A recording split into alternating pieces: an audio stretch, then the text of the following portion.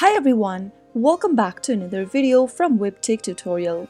In today's episode, I'm going to be showing you how to change the wallpaper on your MacBook Pro. So let's get started. Simply go ahead and click on the Apple logo at the top left corner from your MacBook screen. Now click on System Preferences. Soon after you click on the System Preferences option, go ahead and click on Desktop and Screensaver. Make sure that you are inside the Desktop option at the top. In the sidebar, click on Apple and then you can select the wallpapers available on the right hand side. Choose the wallpaper you'd like to set and then click on it. You can download the wallpaper by clicking on the download icon if available. Once you find the desired image, click on it and you will be able to set it as a wallpaper. You can also use your own image as a wallpaper. To do so, go to Photos and select a picture of yourself from the Photos option. Click on the picture in order to add it as your wallpaper. So that was how you can easily change your wallpaper